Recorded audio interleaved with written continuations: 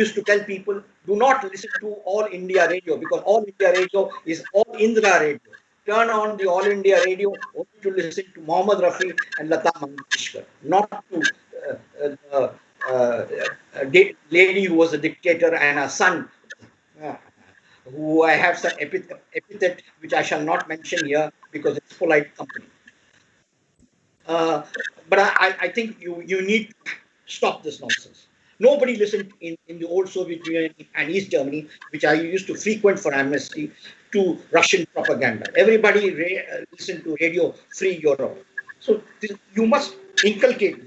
Don't boycott acquaintances, or because in India we call anybody friends. Boycott acquaintances who are belonging to Hindutva groups or support Hindutva groups. I have boycotted one of my favorite cousins and my own younger brother. I have not met him for a year, and I refused to meet him. I refused to attend functions because he's in the diaspora, and he's a part of this stupid bandwagon in the UK which supports these clowns, Hindutva clowns. You have to be strict about it. There are no half measures. Otherwise, go and do stamp collecting and bird watching if you're fighting for democracy. You need to. Second, you must have a retail boycott of all capitalist institutions and products. No product which is produced by the Ambani Group, by the Adani Group, by the SR Group, by the Tata Group must be bought. Buy oil from some other company, buy salt from some other company, big or small. Buy refrigerators from some other company, small products or big products.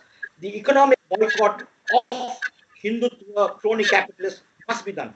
To this, I salute the Bajaj company for saying what they did recently, and I also salute the Parle Biscuit company for stopping all advertising to hate channels. More must be had. This was one of the biggest trends of the South African civil resistance movement and the passive resistance movement. You must never underestimate this.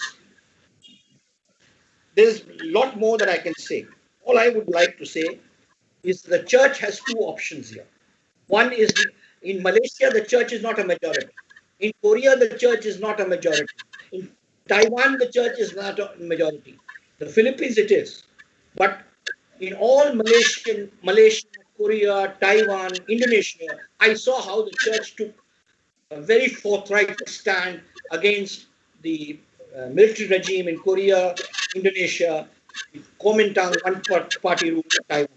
I was there in the Myeongdong Cathedral when the demonstrations took place. I was there in Edsa in the Philippines when the last days of Marcos. So I know exactly what can be done and cannot be done. But the church, while taking the stand, must also remember that while in the main it has taken a forthright stand, church also must remember some dark part of its history where it did not take action in the 1930s in Germany and Italy. This must not be forgotten. While there were individual priests, parish priests who did great work, the church as an institution in these two countries failed to stop the rise of fascism. We must not make this mistake today. We must be careful and cautious. But please remember, lastly, why is the church being targeted? Father Stan Swami is a symbol. It is a symbol that, please, because you belong to the Dalit community, you are working amongst them, because you work in the tribal community, because you work in the marginalized areas, you do not work mainly in the fat cat areas of urban India. You are told to be careful. Do not take up issues except when they are religious. And even those religious issues will be curtailed, as you will see in the next few months. The Hindutva government in power in Delhi is bringing the anti-conversion law. The FCRA law will tighten up on all the funding of church institutions, and all the social work that you are doing in education and health will be curtailed. So it is in your long-term interest to stand up and fight in unison with a range of other democratic and secular actors. As the old saying goes, the people united can never be defeated. I do not see a long sojourn in power for this Hindutva crowd. Lastly, one word about the so-called National Investigation Agency. It's a joke. It's a joke, to put it mildly. It's a National Imagination Agency, which has a very healthy uh, imagination. Please remember, then when TADA was allowed to lapse because of the number of human rights violations in TADA, when they brought quota in place after a year or so, they included a clause which said that if there were false cases, the police people who framed those false cases would be susceptible and liable to action. Some amount of accountability was attempted to be introduced in Parliament. This particular clause was removed when the 2008 and 2013 amendments to the Unlawful Activities Prevention Act were done in conjunction with which the UAPA is now being presently worked with, and how the NIA is used. So we must be very clear that the law does not mean it's legal. Legality has nothing to do with the law. Uh, the, as Dickens said, the law is an ass in many cases. And please remember that racism and apartheid was legal under South African law. Please remember that Nazi and racial discrimination was legal. Please remember that slavery was legal. So legality is very different from the law. So we must stand for legality, rule of law, and more importantly, our moral consciences. Thank you very much. Thank you. Thank you, Mr. Ravi. Now I can take up a few questions for the next 10 minutes. Sure. Yeah.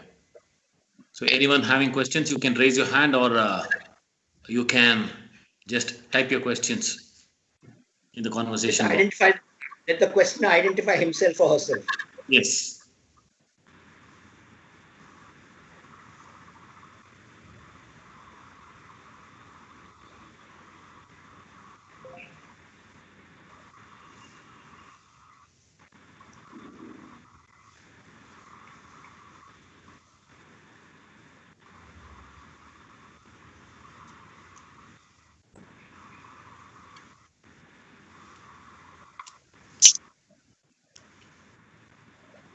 Are there any questions?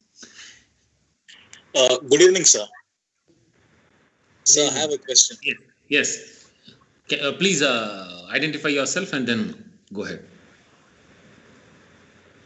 Okay, I am Jarin Chandan, a lecturer at English, St. Joseph's Evening College. Yeah. So my question to you is, now it's not a secret that the Hindutva ideology is, prominent, and the entire country is rallying behind of a government that is backed by Hindutva ideology. What are the other options that the intellectuals of the country have in making people understand that Hindutva is different from being a Hindu? Because year after year, we get an opinion of the people that they are for what is happening in the country.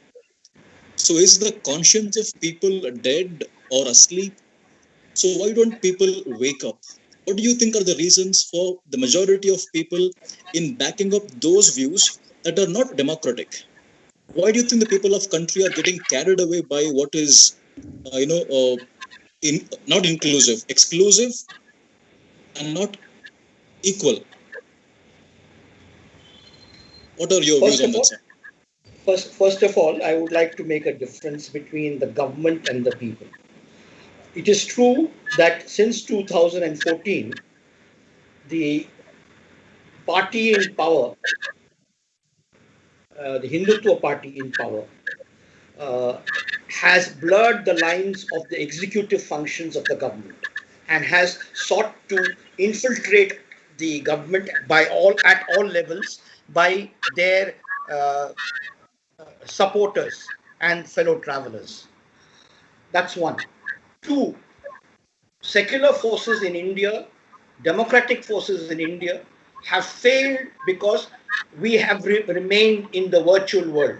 Tell me how many secular activists or church activists today go down and work in amongst the wards in Bangalore, amongst the villages around Bangalore, and relate farm farmers' problems, minimum wages, migrant workers' problems with the present dispensation's policies. We don't do that kind of education. I remember as a student, I used to get up at 5 o'clock to write the mill board outside the Swatantra Bharat mill for the workers as a young student of 17 and 18. No, nobody does that anymore. Unless you organize in that way and send your message. The television is not going to help you. The radio is not going to help you. But good foot slogging on the streets will help you and it will organize you. I know that from my own family and my extended, not my fellow travelers in the human rights community, but I know that in 2014, many of them voted for Modi. I told them that you have brought you have brought a blight on your heads. They didn't understand. Today, with the exception of a few, most of people have come around to my opinion because I have engaged with them regularly. I have talked to them. I have argued with them. I have not remained quiet, whether they are elderly people or young 12 and 14-year-old people. I have taken the time to explain to them this. You have to engage. So please choose one electoral roll in your area, one page of electoral roll or 2 pages of electoral roll. Check the voters. Go and talk to them once a week. You will be fobbed off. People will shout at you. But engage, engage, engage. There is no substitution for engagement. These people can be defeated and will be defeated. As the great American saying says, you can fool all the people for some time, some people for all the time, but you cannot fool all the people all the time. And this the BJP is getting to understand. Otherwise, the farmers today across the country would not be rising in anger. It is an incredible situation that we did not organize the migrant workers during their misery. There was nothing done.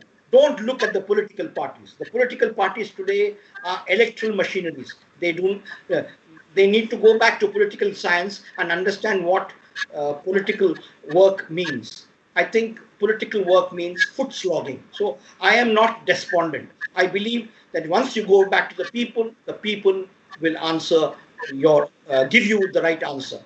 These people are birds of passage, and when the history of India is written 100 to 200 years later, they will not even have a footnote in history. Thank you, Ravi. There's a question from one of the participants, Indumati S.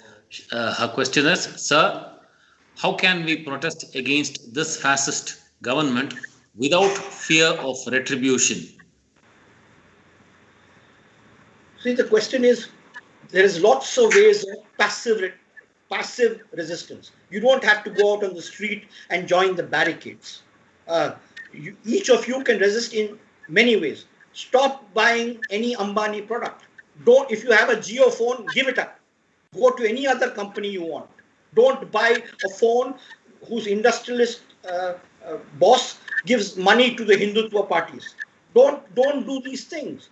Don't cut off relations, and I'm saying this very clearly, cut off relations with people who support Hindutva. Let them know that there is anger. You are not going to the street and shouting at them. You are not going to do anything violent, but you can definitely socially boycott people who support this. Let them know that there are people who will not tolerate this prejudice, this hate speech against minorities, Christians, Muslims, tribals, Dalits. So there are 500 ways of manifesting your ire without taking to the streets. You can do passive resistance. I will soon be putting out leaflets on what passive resistance means in the South African example, in the Chilean example under the Chilean dictatorship, in the South Korean example. And a lot can be done. Gandhiji was a brilliant passive resistor. And you must understand, why should NGOs, I'll give you one example. Why should so-called Indian NGOs cooperate with the NHRC, the National Human Rights Commission? It's a joke. And I say it very pointedly, it's a joke. Why do you give it credibility? Has it intervened in Father Stan Swami's case? Has it intervened in any of the other arrests of Delhi? Has it ordered compensation for people who have been released after 23 years? Has it ordered prosecution of the policemen who have done torture? Has it done anything in the Hathras case apart from saying it will start an investigation? And today only I checked with somebody, it has not even started its work on it. It's a joke. So why do you cooperate with such institutions? Why do you cooperate with particular institutions? Take Gandhi's example. Gandhi said, don't boycott institutions which support the British rule. Similarly, boycott institutions which support the Hindutva rule. Why are NGOs part of the NGO core committee of the NHRC? This is what is called collaboration. And there is a brilliant Norwegian word which has gone into the English dictionary, which is called quisling. These are all quislings. These are all modern day Judas Iscariots. Yeah. Any more questions?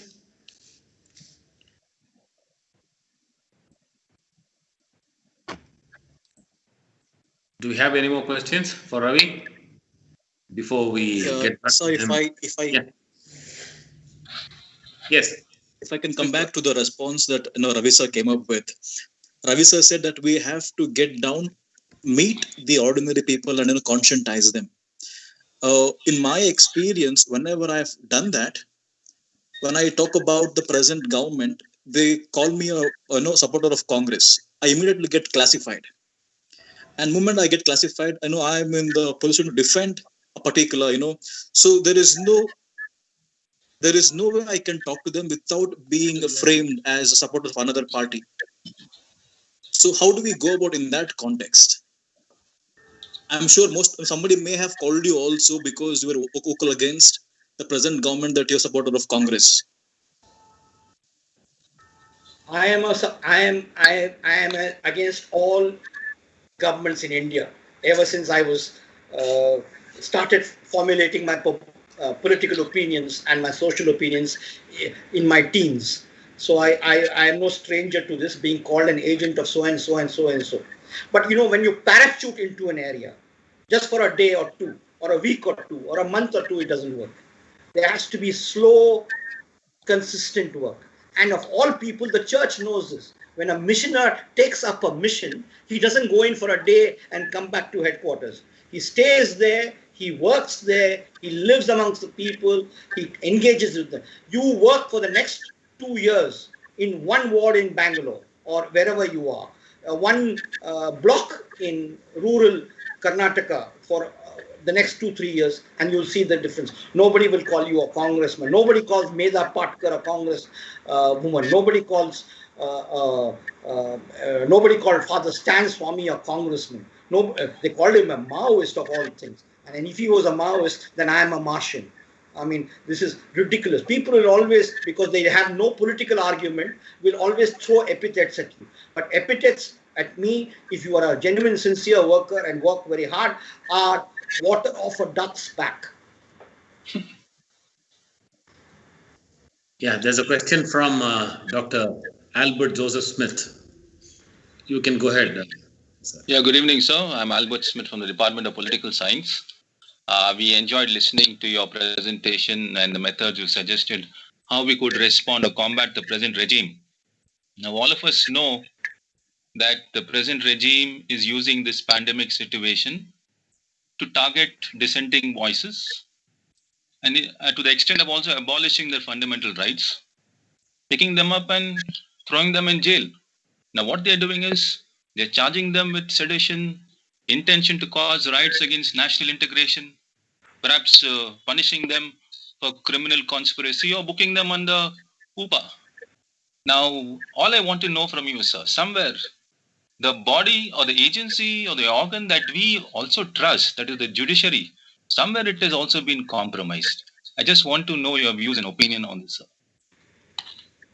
With honorable members, with exceptional honorable members of the judiciary, it is true that the institution is today compromised. And it will take a Herculean task to clean the Augean stables.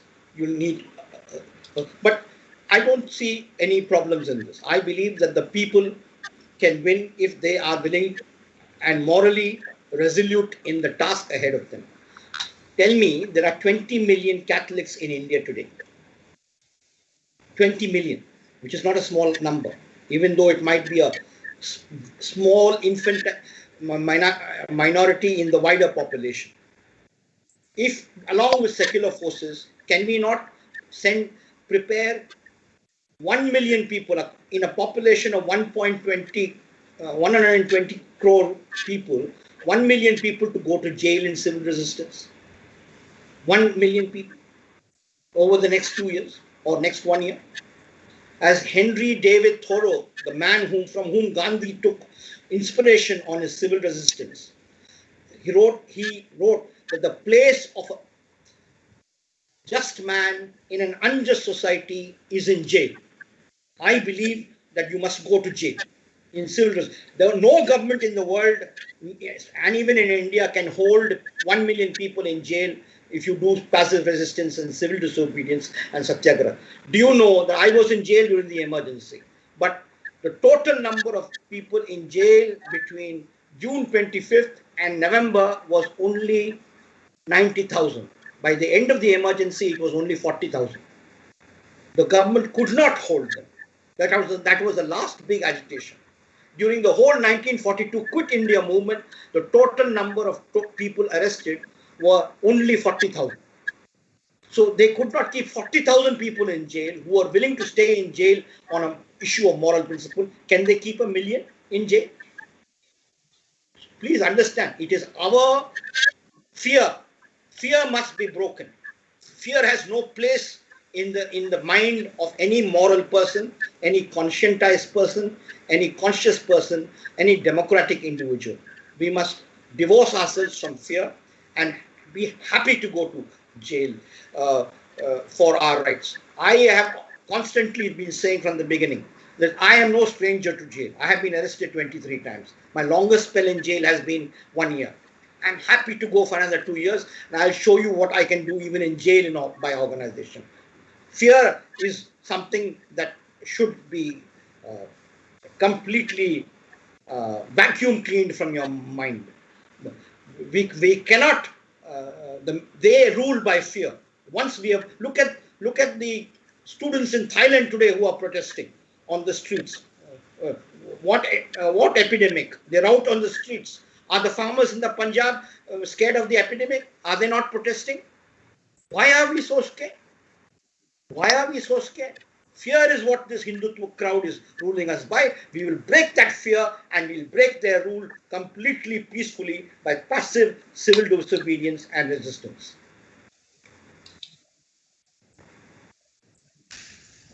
Ravi, there's another question from Yashaswini who asks, Sir, how can we give a small contribution to stop this caste discrimination? Because nowadays, every case here is being closed when it comes to the question of the lower castes, and Hathras is an example.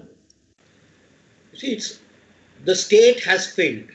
But while the state has failed, let us also not forget that the community has failed.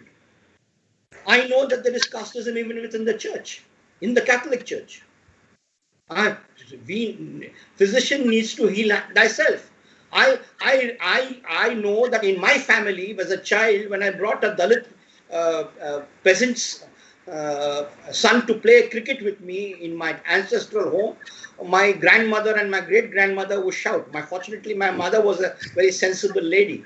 She belonged to a family which supported Periyar. So she was very sensible. But my grandmother and my great-grandmother would be aghast at this. So but I always fought it. My cousins would all agree to my grandmother's shouting, I would tell my grandmother, listen, go away.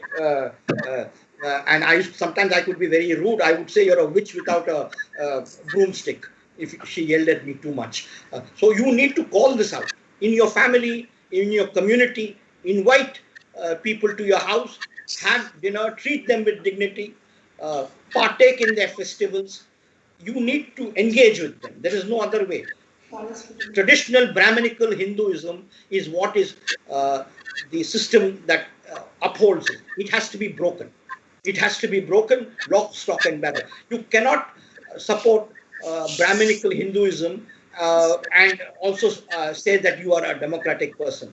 It is ossified apartheid of the worst kind. And if you look at the webpage of the UN Committee on Elimination of Racial Discrimination, the first reference to it as being akin to apartheid is because of submission to me. I do not blow my own trumpet, but please go and look at the UN webpage.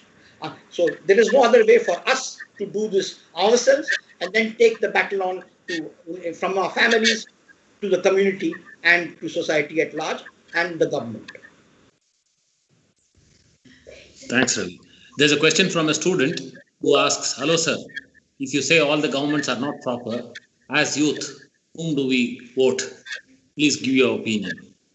It's not a question of all governments. You see, there's an old proverb, English proverb, which no government wants to hear and no people understand nowadays. The English proverb is, he governs best who governs least. There must be a referendum for everything.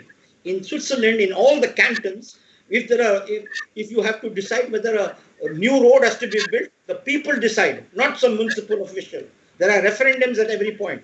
Where Jayaprakash Narayan, in the Justice Tarkunde report on electoral reforms, talked about the right to recall. You have a member of parliament who you elect and you never ever see him again except during the next election when he comes and distributes money. Why don't you have the right to recall? You have to have a government which is effective and responsible to the people. So otherwise, I'm not saying you can have an anarchist utopia, but it has to be accountable at all points of this application to the people. Accountability is the name of the game. Where did you see a member of parliament ever give any account of what he did in the last 5 years in the next elections? Never. Where did you see anybody showing how he spent the MP Lads Fund? Where did you see any political party showing how many percentage of Dalit MPs it has? And good Dalit members, not some of the clowns who are ministers today. And this is where I don't understand. Dalit NGOs, why do you go and give them shawls to honor Dalit ministers and what you call a Tamil Onnadais? Why do you honor these people? These are people who are Uncle Toms. And Uncle Toms must be ostracized and boycotted. So I am not against government, but government must be accountable at every point of its application, executive, legislative, and judicial, to the people. Yeah. There's another question from Sanath Hegde. Can you just unmute your mic and ask? Sanath Hegde.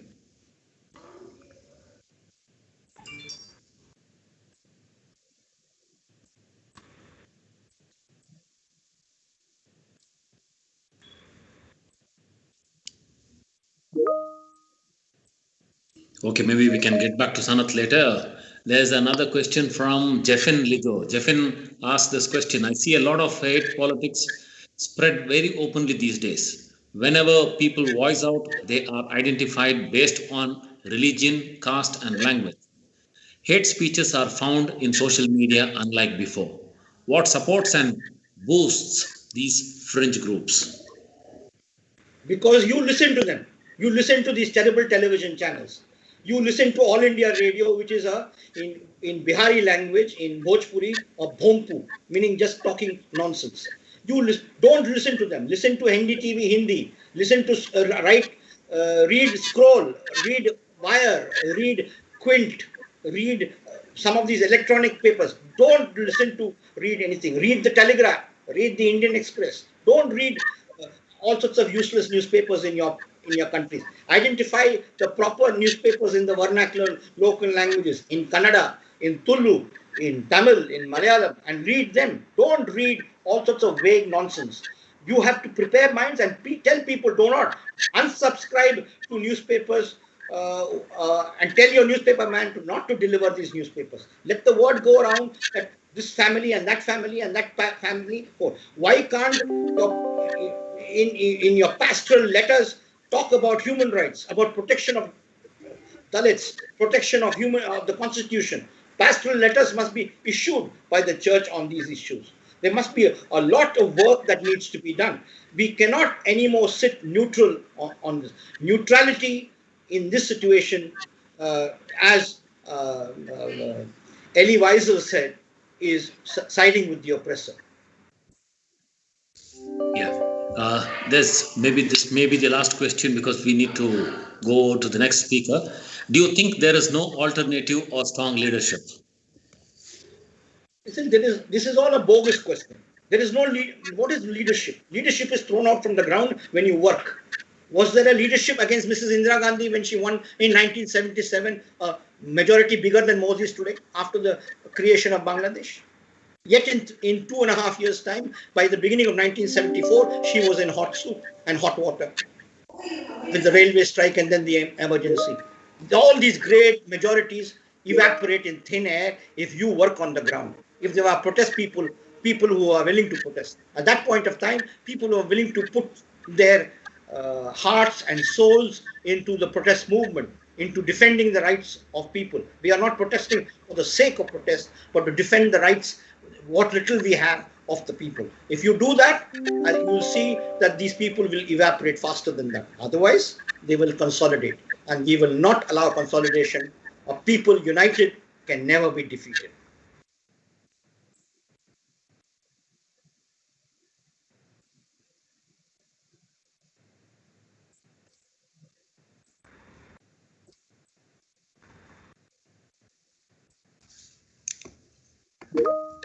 Ravi, I think we will stop with this for now, and then maybe later on, after Professor Jagmohan speaks, maybe we can come back so that we can have some more meaningful discussions and dialogues. So here, as Ravi mentioned, he has given us free advice on 5 important issues.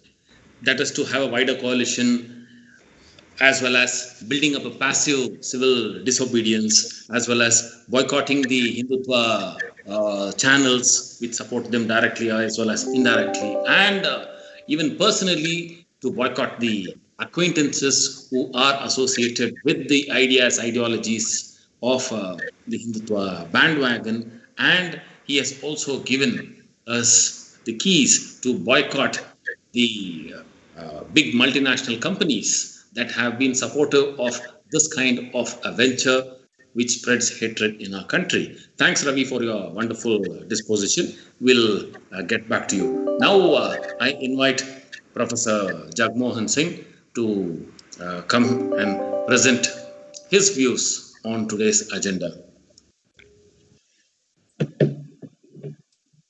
Organizers, can you please bring in Professor Jagmohan? Hello.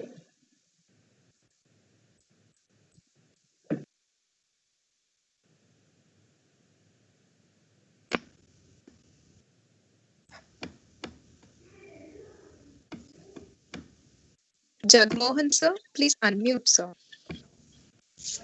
Okay.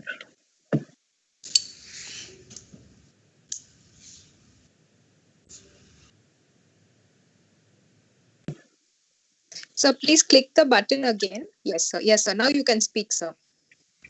Okay.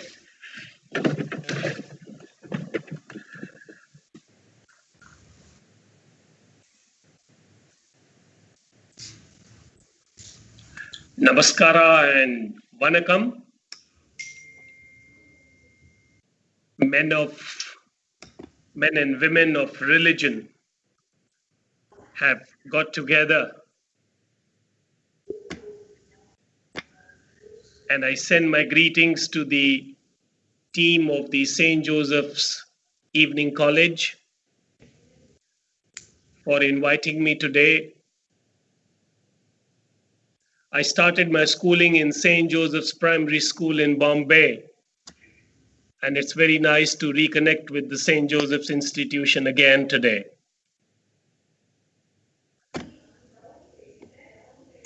I've learned most of my human rights work from Ravi Nair. So it's a privilege and an honor that I am speaking alongside him.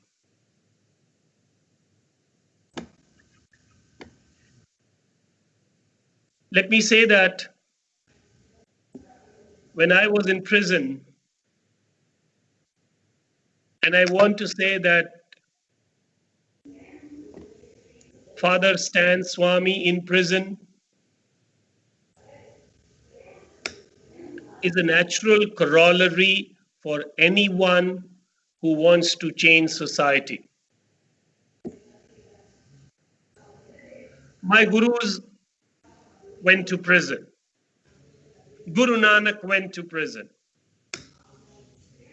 Guru Arjan Dev went to prison. The ninth master, the defender of human rights, went to prison.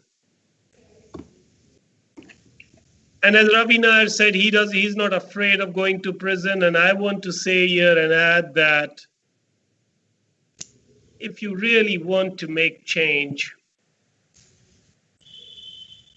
political change, social change, you should be prepared to go to prison.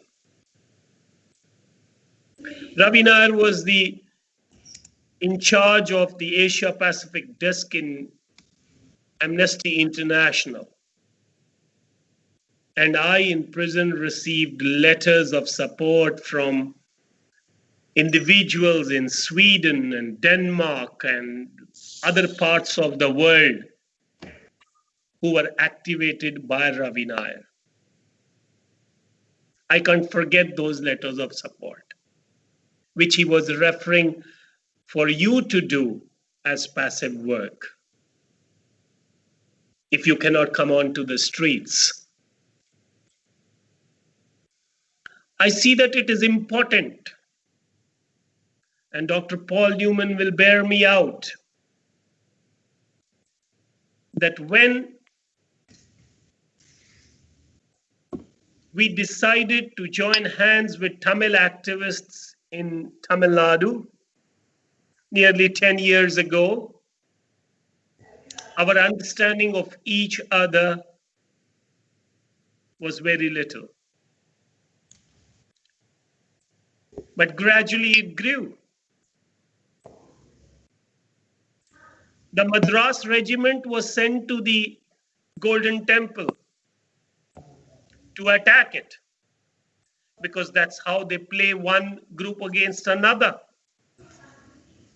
And it took me 3 meetings over 3 years to tell young Tamil friends as to how we and them are both martial races. And that's how the Indian government wants to deal with us.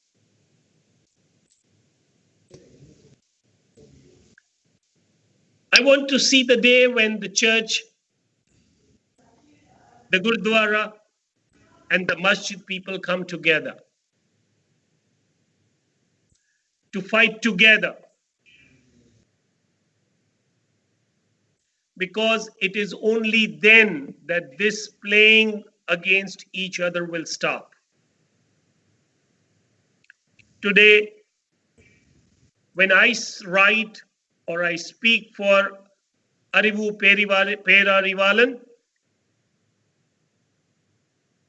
Tamil friends know that they have Sikh friends who are with them. And it is happening vice versa also. Dr. Paul Newman wrote about the misadventure of Operation Blue Star. When he gave a lecture on the atrocities done by the Sri Lankan forces against the Elam Tamils, my young Sikh friends in Delhi were aghast. They said, "Oh, we did not know it." This exchange of individuals, of leaders, church leaders, must happen as early as possible. And as Ravi pointed out, they will come against the church with more venom, with more force. They started it at Kundakalam when the priest there rallied with the local fishermen against the nuclear power project. Since then, not a few hundred, but thousands of Christian organizations have lost their FCRA status. And many more are in the line. But I want to say that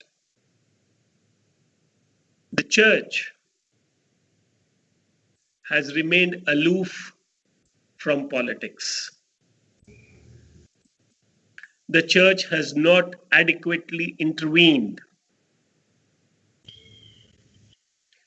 Their intervention has been very passive, almost to the extent that the perception outside is that they are always with the government, whichever government is in power.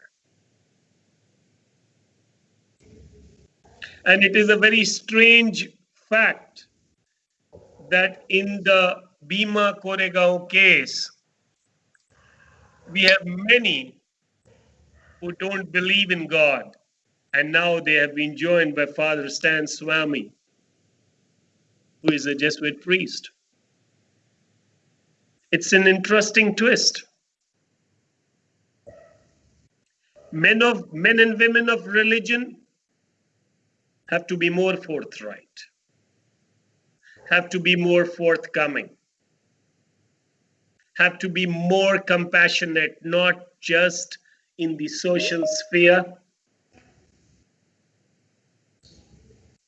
but also in the religio-political sphere.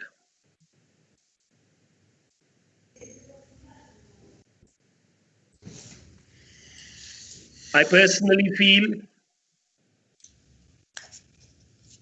that the civil disobedience movement details mentioned by Ravi Nair need to be followed through.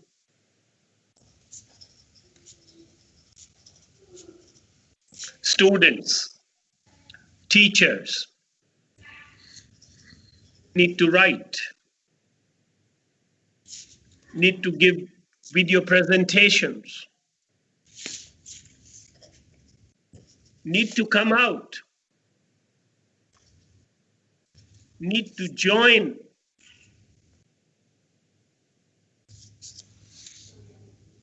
And it is only then that we will be able to bring about substantial change.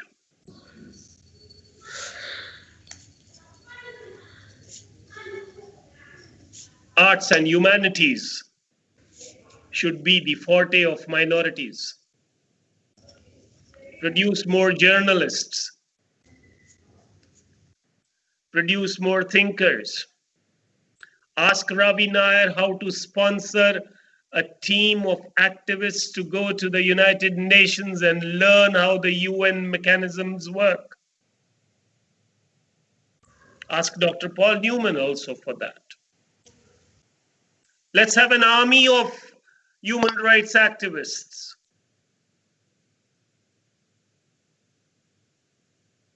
Because it is this that the government has not been, will not be able to answer. The image of India being the largest democracy in the world needs to be not only shaken but broken. It's a larger than life image. It's a wrong image. It's an image which is preventing United Nations, the Vatican, the progressive democracies to speak against this country. And speak they must. Not only the Jesuit organization, but all Christians of all hues and shades must come together and protest. Should have an all-faith arrests,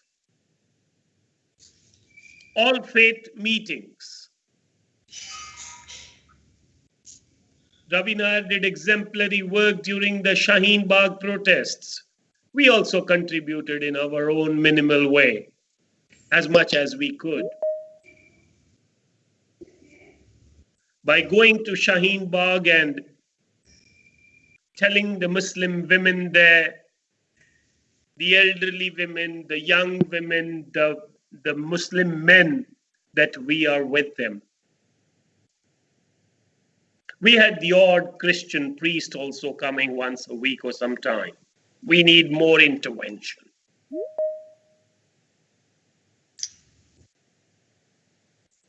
India likes to play one community against another. Let's join hands.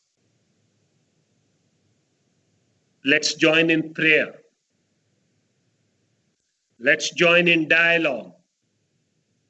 Let's join in deliberation. And then finally, let's join in action, and we will be able to change our destiny. Thank you.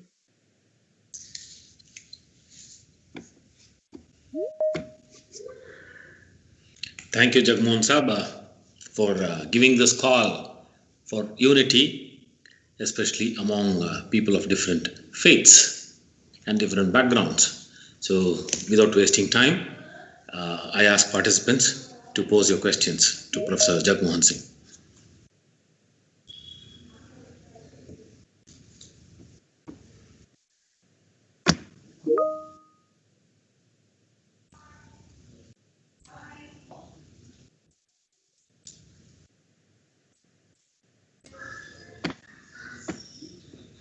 Paul sir, may I interrupt? There are some of the attendees who will not be able to unmute and speak. So let us request the participants to type in the chat box. Yes. Yeah, they can type and then I can read out questions. Yes. Those who are raising their hand, let them type it. Yeah. So there's one question from Sanath Hegde who asks this question. Hindutva is often misunderstood for protection of Hindus, and this leads to disintegration of national integration, making it xenophobic community. Do you think this is a reason for lack of participatory democracy? Who don't we react when policies are made? Sorry, why don't we react when policies are made?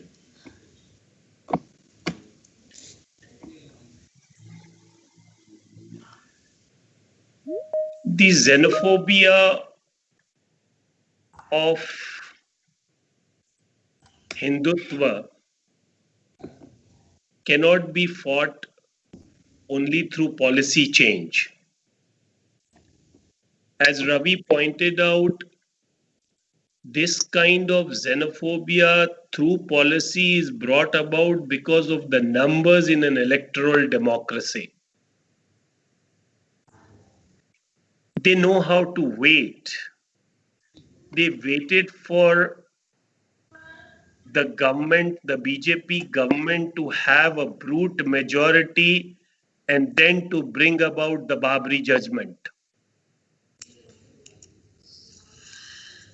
So it is not, the minorities cannot change the system or divert the policy of the brute majority.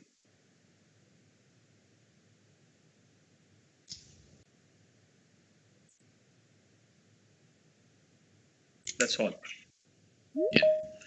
Yeah. There's a question from register number 19 SJE 603 who has put up the hand. Can you just unmute and then ask the question if possible, or just type out the question?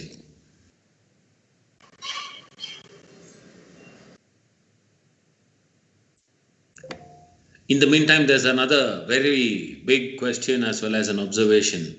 It goes like this. My question to both the speakers is about the concept of Hindutva. I feel that the same is going on in Poland as well. At the moment, it has become difficult for the LGBT community there due to government sanctions, and it looks like some bigots our church seems to be associated with all of it. I feel that governments use community and religion as tools to gain or retain power, and not just in our country. Even in my region, people who choose a person from our community and religion instead of anyone who actually can work. And the fact that intellectuals are not really standing up is very sad. And the general public will hesitate to respond if we even ask them. Is there any way for us to try to make people understand how to open our eyes and think as Indians and not just about one single community? Ravi? Yeah, any one of you can answer this. It can be done only by engagement. Why don't we, in every village in Karnataka, make sure that there is, as they say in Hindi, ek gaon mein ek kuan, that in one village there is only one well. There is not a village well for tribals or Dalits and one for the upper caste. There is one community hall. There is one temple. If I cannot enter the temple, then why am I in a religion which does not want me? I'm asking this question quite forthrightly, and I do this all over the country.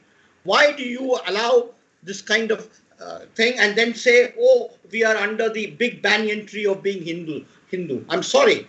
There must be one village. There must be participation in festivals of all together. If you do not give me an equal space in the table, then I will look for other pastures or other avenues. This must be very made clear to all the Hindutva leadership. Will they accept women? Yes, I know Poland very well. And I know that the present government is fascist government. The European Union itself is very uncomfortable with the Polish membership. The European Human Rights Committee has passed many resolutions against the Polish government. And I know Poland because I was head of the Polish Solidarity Committee in Delhi during the Lech Walesa dance struggles. I later was honored in the Polish parliament in Warsaw by the speaker.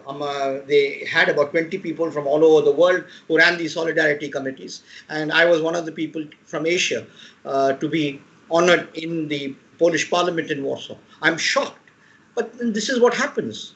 This is what happens when there is not continuous education in the laity, in the ordinary people. For the last 20 years or so, Poland has been quite comfortable with the new capitalist expansion thanks to the German investment there.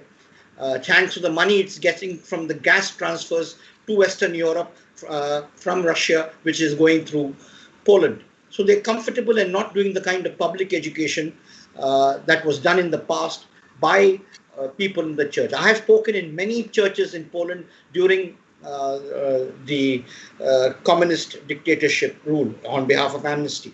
I know there was a conscious effort by both the Catholic and the Protestant churches. The Catholic Church, of course, is the majority church there, to educate people. That's not being done. That's not being done. And I think they should, the more conservative elements must take a leaf out of the present Pope's attitude to LGBT, which is he has taken an extremely sensitive and sensible attitude. They might want to read the letters and the homilies provided to the populace by the present Holy Father. Thank you. Yeah, thank you, Ravi. There's a question from Professor Ravi Richard. Ravi, you can go ahead. Yeah.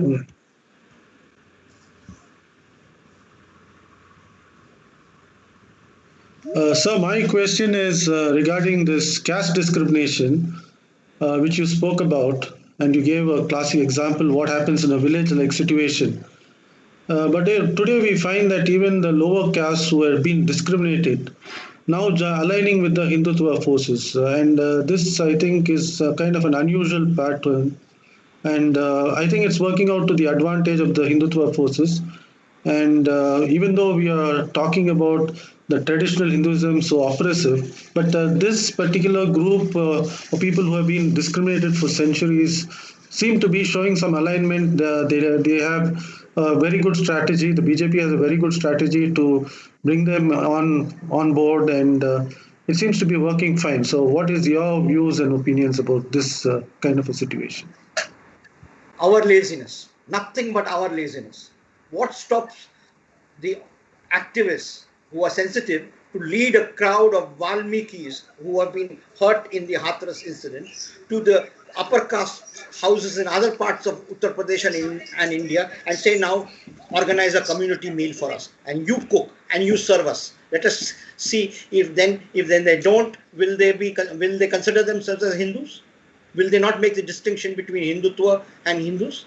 Will you say that this all your temples are open to us? We will enter without any let or hindrance.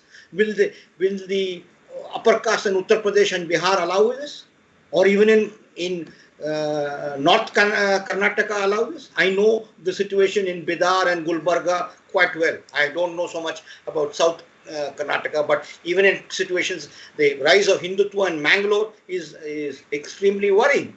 So you have to expose them. If you sit at home and criticize, nothing is going to happen. You force them to take a position.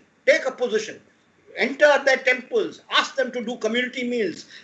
They say that there will be only one village well. Our children will not sit in the veranda of the schools. Our teachers will teach as well as the Savarna upper caste teachers. The lady who cooks the midday meal will be a Dalit or a tribal, and you will eat that food.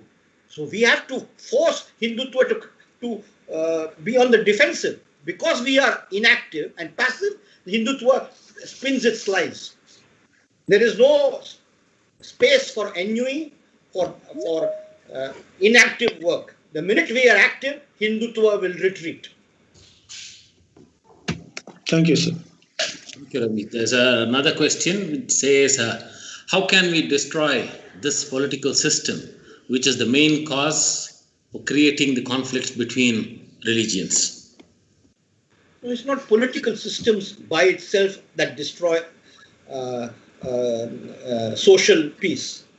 It's a question of how you create the balances in society, in politics, in the judiciary, in the legislature. And this is what the great, if you read the Federalist Papers of the United States and the discussions in the founding conference of in Philadelphia for the American states to come together, they are very, very rich debates. In fact, in my opinion, much richer than the debates of the Indian Constitution, which were very rich. Nobody is denying that they were very rich here. And the question is creating the balance. You did not create the balance. This is what happened. And unless you create that balance in society, this will not work. And accountability. The main issue is, as JP would say, Raj Satta par Ankush hona chahiye Lok Satta ka. Meaning on state power, there must be the control of people's power, that they must report back to the people. A few members of parliament or a few members of the legislative assembly cannot arrogate to themselves the wisdom. And that weapon is only the power of recall, which JP did through the Karkunde Commission. He thought long time ahead. Unfortunately, all his so-called political heirs did not even wait for him to die before forgetting all that he said. Yeah. The next question is, dear sir, ordinary people of India have been struggling to make a way of life by working hard to cater to their basic needs like food, education, employment, and health.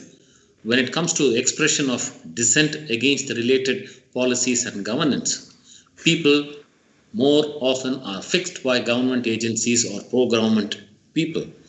Many RTI activists were killed in the past in different cities, and their families were forced to live in poverty. What is your opinion on such common people? State or vested interests in society will always attack those who stand up for other people's rights. But the only insurance that you can buy is to become more rooted in the community.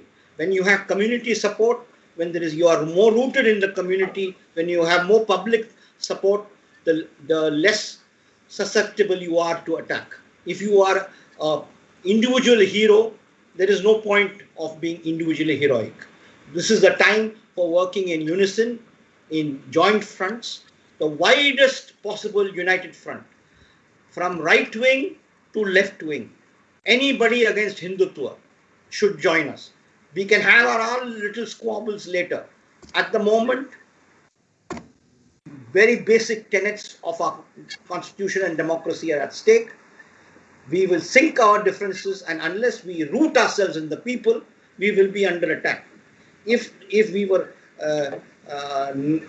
there, you need to have people stand out there. I am amazed. Why hasn't the tribal organizations, the Christian organizations, come out on the streets of Ranchi and in support of Stan Swami? It's good that the Chief Minister has supported him publicly. It is good that the CBCI has supported him publicly.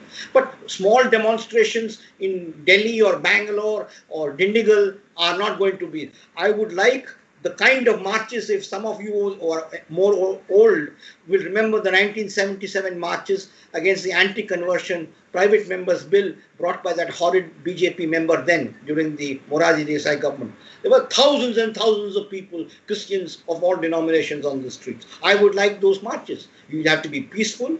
They have to be organized.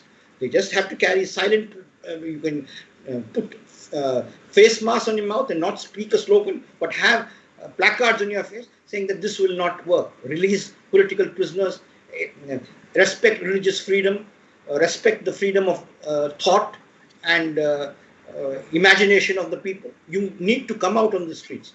If you are doing individual heroics, you will definitely be defeated. It is a question of only you being based in the community and doing community organization. They cannot defeat community organization. All the king's men and all the king's horses cannot put Humpty Dumpty together again. Yeah. The next question is, Hindutva is often advocated because it is believed to promote Hindu communities' welfare and not knowing the threats.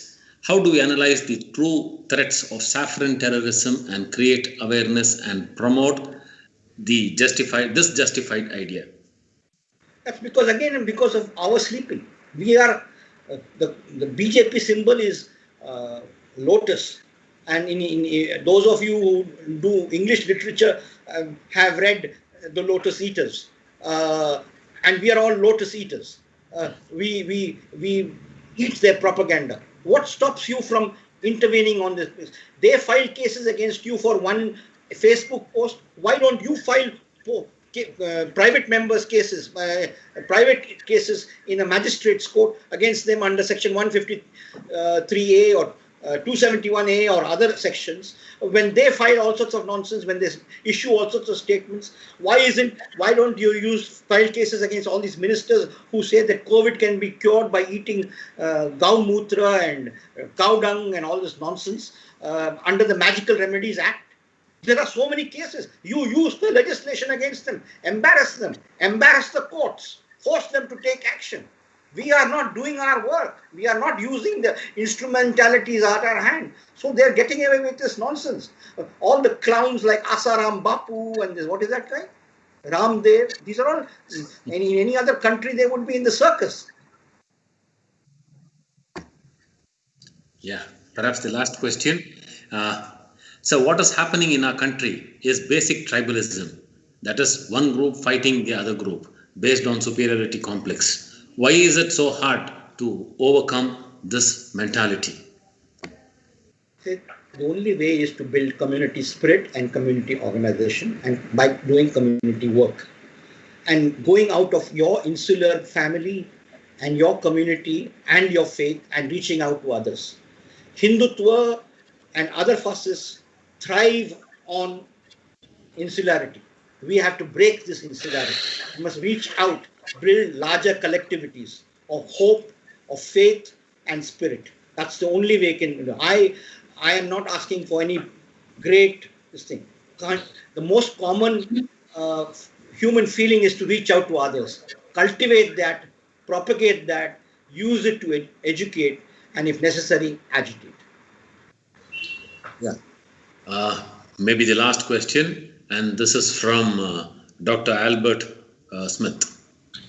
So my question is to Sir Jagmohan Singh, and this question is relating to since now the present regime has broken all parliamentary and democratic practices, it is quelling all dissent and protest. And Sir Jagmohan beautifully put that the best way to combat is to unite together as a collective force, carry out a silent, non-violent protest. Yet that is good, sir. We are optimistic about it. But then we have also seen what happened during the CAA protest. The government did not hear us out. The courts also did not hear us out. Many groups came out and protest simply because one religious community was being discriminated.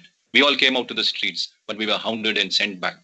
Now, we know that it is a majoritarian rule. We are in a majoritarianism. Having said that, it is very difficult for us minorities to come together and to fight this majoritarian rule, which perhaps eventually may become a totalitarian state or a police state. Now, we still want to follow the Gandhian peaceful method and process that you beautifully presented. I really liked your presentation. It was like a Sikh homely listening to your presentation. But I still want to know, sir, can we still be optimistic about we winning this battle? I'm very optimistic. I'm not Gandhian. I feel that we may have lost out in Delhi. We lost many Muslim men, women, and children, but we fought. We need to wage that fight furthermore. We need to organize ourselves more. As I've been telling my Tamil friends, let's have 5 people come to Punjab and learn Punjabi, and let's have 5 Punjabis go to Tamil Nadu and learn Tamil, and let's understand each other's problems, difficulties, and the same can spread through to Karnataka as well. I don't know how many of my Sikh friends know about the Jesuit movement. I don't know how many of the Jesuit people know about the Sikh movement. How many of us know that we are in the 400th year celebrations of the 9th Guru, who stood for the rights of religion when he advocated that the Hindus from Jammu and Kashmir must be given their due, and he was beheaded in Delhi. I don't know how many Christians know about it or even Muslims know about it. We need to, when we all, I mean, Ravi referred to only 1 million Catholics. Join them with 500,000 Sikhs and a few million Muslims. The Hindutva brigade will come to a full stop before sunrise tomorrow. Let's all join hands. It requires organization. It requires a long-range thinking.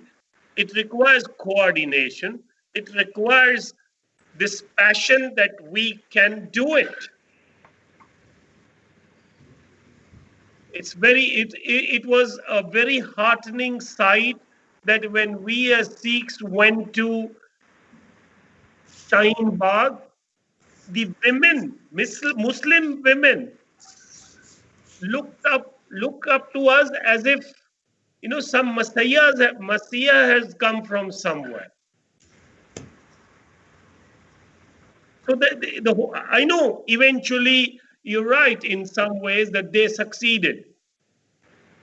But at what cost? The United States Commission on International Religious Freedom has classified India as a country of particular concern. That's the highest rating that they can give to any country which has growing religious intolerance. Let's take that further. Let USCRF propose to the United States government that there should be sanctions against India because it continues to suppress the minorities. Sandy Sandy says.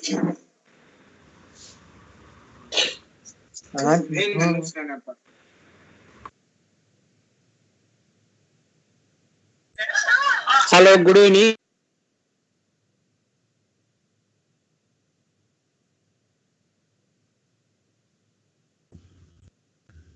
I think there's a crosstalk. Yeah, please proceed, sir.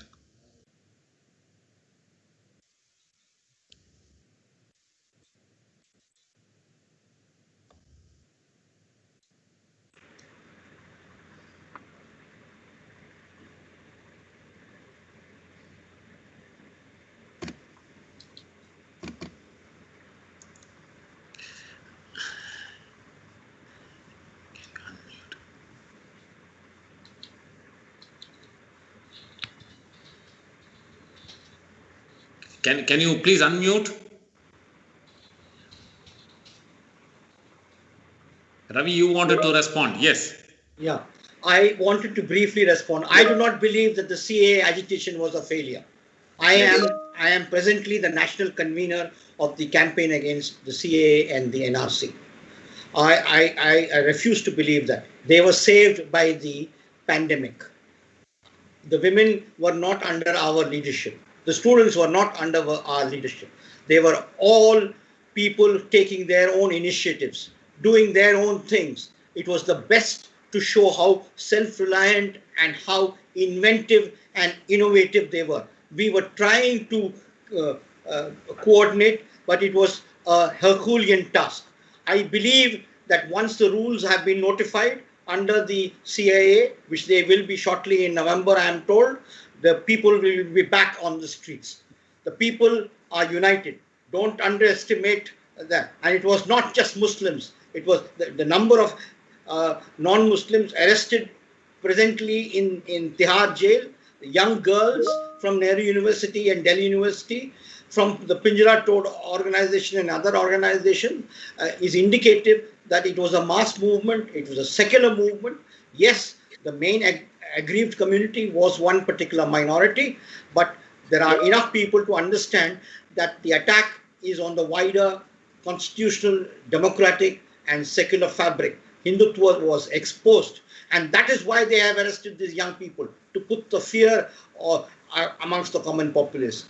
But as Dr. Lohia, whose birth anniversary was 2 or 3 days ago, clearly said, जिंदा कौमें 5 साल तक इंतजार नहीं कर सकती. Meaning, for 5 years, every 5 years, live community does not wait and watch. It intervenes on the streets. And he further went on to say, जब जनता खामोश होती है, तो पार्लियामेंट आवारा हो जाता है. Meaning, when the people are silent, parliament and your elected officials become wavered. So we must remember this. We must create the parliament of the streets. Absolutely. Dr. Smith, you have another question? Yes, so one last question, since this webinar is exclusively dedicated to Father Stan, and this is mainly organized to ensure that there is immediate and unconditional release. So I want to ask both our esteemed speakers, what is the way out for us? How could we get him immediately and unconditionally released? Not just released, but all the charges being dropped. As esteemed, well-known activists internationally, what do you all think, sir, is the way out for us? Or what is the suggestion that you can offer to us? The Father Stan's lawyer in Bombay has filed a habeas corpus petition. But I am not very hopeful of relief from the courts, given the other habeas corpus petitions in the other people in the Bhima Koregaon arrest.